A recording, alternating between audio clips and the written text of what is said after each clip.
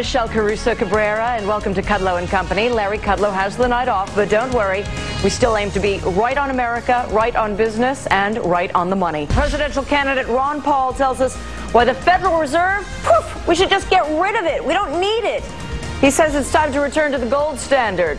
Coming up next, is it time to just abolish the Fed? Presidential candidate Ron Paul, there he is, tells us why he wants to bring back the gold standard. Is it time to abolish the Fed and go back to the gold standard? That's what our next guest is saying. Joining us is Republican Congressman and presidential candidate Ron Paul. Here to debate the proposition as well is Faz Shakir. He's research director at the Center for American Progress. Guys, good to see you. Representative, let me start with you. We were thinking of you because Alvaro Vargas Llosa published an article in the wake of the Bear Stearns situation saying, you know what, the Fed ought to stay out of all this stuff. The Fed just shouldn't exist. You believe the same thing. Make the case. Well, for the first reason is it's not authorized in the Constitution, so it's an illegal institution. And the second reason, it's an immoral institution because we have delivered to a secretive body the privilege of creating money out of thin air. If you or I did it, we'd be called counterfeiters. So why have we legalized counterfeiting? But the economic reasons are overwhelming. The Federal Reserve is the creature that destroys value.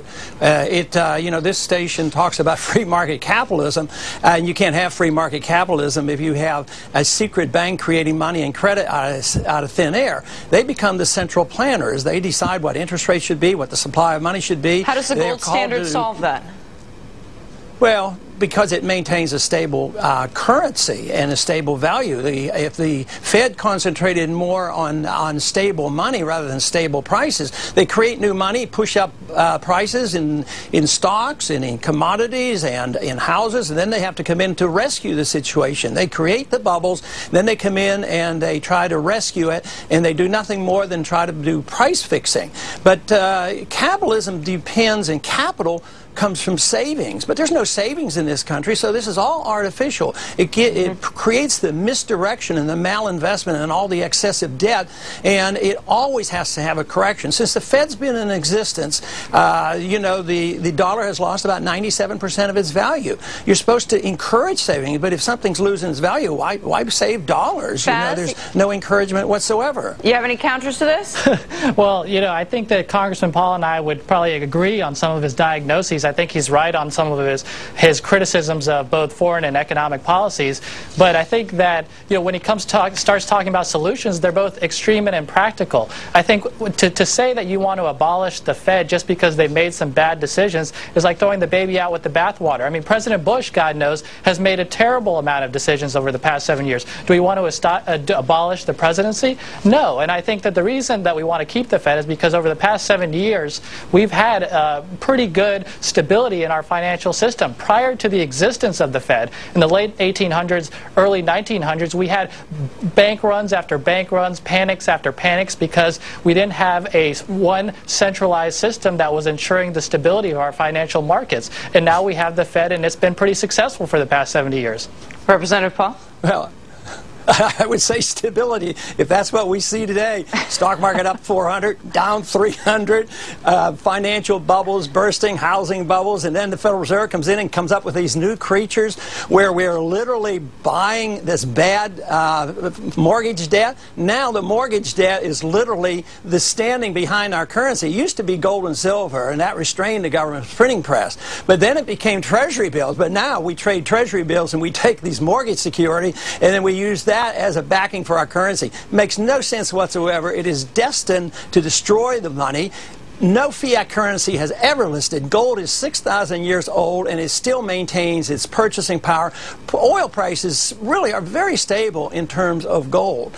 But everything is going up in cost, and people who think there's some type of stability today, well, all they have to do is go to their grocery store. People are suffering because the middle class gets wiped out. I mean, what a lot of proponents of the Fed say is that they help produce stability within the economic system, Faz. But a lot of folks would argue we've seen a lot of boom and bust for the last. No, there's definitely booms and busts. There's business cycles, there's stock, there's tech bubbles, there's housing bubbles, but it's the Fed that has come in and rescued the situation to ensure that there's stability. But did they cause it? No, I don't believe so. I think that there's times when I've questioned Chairman Greenspan's judgments about why he's lowered the Fed rates, particularly at a time of war, to increase money and make it feel like it's free to people. Yeah, I question some of the judgments, but that doesn't mean the system is bad. But isn't that to the heart of Representative Paul's argument? No, because he's saying that the system has led to he's saying the system. Unevenness. He's saying the system is wrong, and he wants to abolish the system. The system is what has preserved stability in this whole situation. I mean, remember the Great Depression.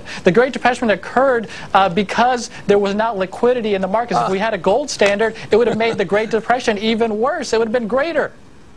Guys, no, it was the lack of the gold. It was the lack of the gold standard in the 20s when the Fed inflated. We didn't have the Great Depression before the Fed. The Fed gave us the inflation of the 20s and then the depression of the 30s. The Fed created that. It's because of the neglect of the gold standard, just like we do now. We create the bubbles today because we, both conservatives and liberals, want to enhance big government, and this is a seductive way to tax the middle class. That's what it is. We could go on and on. Thank you so much. We appreciate it, Congressman Ron Paul and Faz Shakir.